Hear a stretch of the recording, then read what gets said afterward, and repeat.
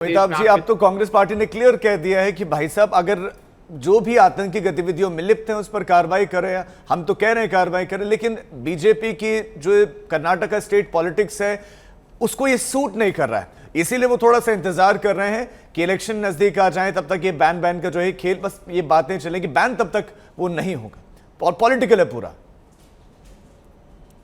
राजीव जी गंभीरता से मैं कहना चाहता हूं, देखिए अभय दुबे जी की जो भी राजनीतिक दृष्टिकोण की को मैं नहीं इसमें डालना चाहता प्रतिक्रिया में अपने, क्योंकि मैं यहाँ पर एक कानून के जानकार के नाते या कानून के विद्यार्थी के नाते हूँ, और मैं लीगल एस्पेक्ट पे क्या कमियाँ हो सकती हैं और क्या मजबूरियाँ हो सकती हैं उसकी के ऊपर में चर्चा करने के लिए मैं आया हूँ। मुझे क्षमा प्रार्थना करता हूँ मैं अभय जी से भी और आपसे भी।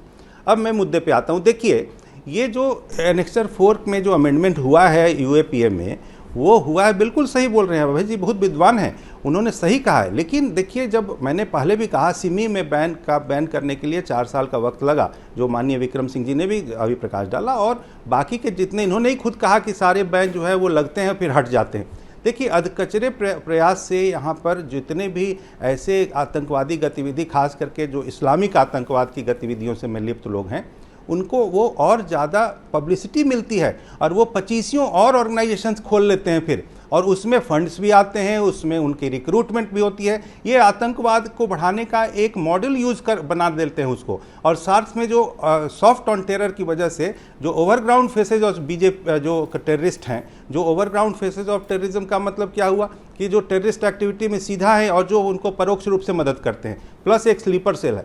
तो स्लीपर सेल और जो ओवरग्राउंड फेसेज ऑफ बीजेपी जो टेररिस्ट हैं, उन टेररिस्ट के ऊपर में कार्रवाई करने के लिए एक प्रयास की ज़रूरत है। मैं तो मांग करता हूं, आज आपके चैनल पे भी मांग करता हूं, ऑफिशियली एक लॉयर के नाते मांग करता हूं कि यूएपीए को और ताकतवर बनाइए। 164 का जो कन्फेशनल स्टेटमेंट का पावर जैसे ईडी को मिला है, वैसे ही एनआईए को भी मिलना चाहिए, ताकि यूएपीए को और ज्यादा पावरफुल बनाने की आवश्यकता है। सर, मैं लौट रहा हूं आपके पास, विक्रम सिंह जी चर्चा का हिस्सा आपको बनाते हुए। और दूसरी बात सर, आपके पास लौट रहा हूं। विक्रम सिंह जी, सर सवाल यह है कि प्रधानमंत्री नरेंद्र मोदी की रैली थी 12 तारीख को, तकरीबन 70 दिनों के बाद आज पता चलता है कि प्रधानमंत्री नरेंद्र मोदी तो पीएफआई के निशाने पर थे, टारगेट पर थे। क्या ये खुफिया एजेंसियों का फेल्योर नहीं है कि हमें 70 दिन के बाद पता चलता है कि प्रधानमंत्री तो निशाने पर थे? ये सिस्टम, ये खुफिया एजेंसियों का काम करने का तरीका कैसा है? नहीं राजीव जी, इसका पूर्वानुमान तो 12 जुलाई के पहले भी था। पूर्वानुमान असेसमेंट तब भी था, और 12 जुलाई रैली के बाद भी इस चीज में शोज में भी गया था कि ये खतरा तब भी था, लेकिन कार्रवाई इतने दिनों बाद हुई। ये यक्ष प्रश्न है, आखिर इतने दिनों बाद क्यों? ये तो बिल्कुल हंटर की चोट की तरह 24 घंटे के अंदर दूध का दूध पानी का पानी। अगर आपको मालूम है कि देश के निर्वाचित प्रधानमंत्री के ऊपर जीवन भय का आकलन है ये, लेकिन जैसा कि आदरणीय अमिताभ सिन्हा जी ने ये फरमाया है कि एनेक्सर 4 सेक्शन 51A यूएपीए का जो अमेंडमेंट हुआ है वो इतना व्यवहारिक है और उसपे इतना ज्यादा व्यापक बना दिया है कि इसके भागने के रास्ते सब बंद हो चुके हैं।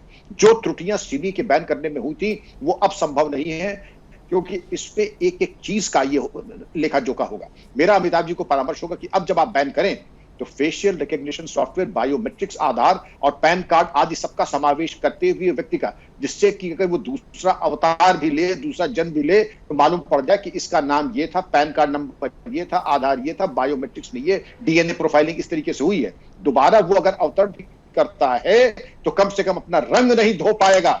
अगर शासन प्रशासन अगर अपनी कमर कस ले तो भागने के सारे रास्ते बंद हैं। इसमें कोई राजीव जी, हमारी पुलिस को इंटेंट हल्का न समझें, भागने के सारे रास्ते बंद किए जा चुके हैं। और अब अगर ये किसी को खुशफहमी हो रही कि अब हम यहां कर देंगे, वो कर देंगे, वो जमाने अब चले गए।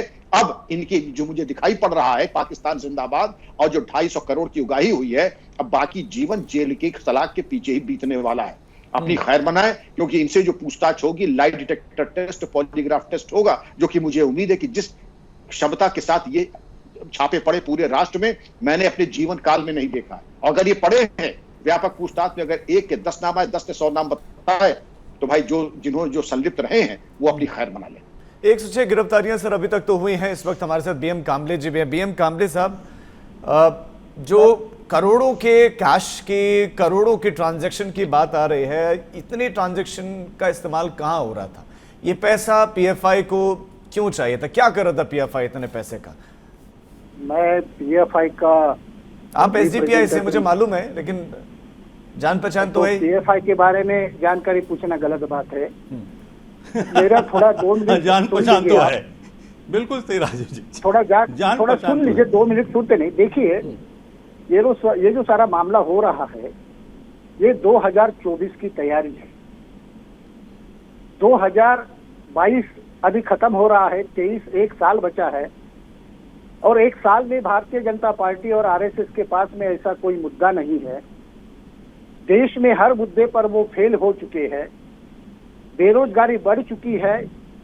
जो प्रधानमंत्री कह रहे थे कि रुपया गिरता है तो सरकार गिरती है, सरकार का मॉरल गिरता है, उसी आप सर इसको 2024 से जोड़ रहे हैं, ये बताइए कि क्यों बैन नहीं होना चाहिए पीएफआई या एसडीपीआई पर पाबंदी क्यों नहीं लगनी चाहिए, क्या आप ये बताएं। आप सही व्यक्ति नहीं बताने के लिए कि पाबंदी क्यों नहीं लगनी चाहिए, आप ये बताएं। आप जो सारा खेल खेल रहे हो, ये नफरत की भावना फैलाने के लिए खेल रहे हो।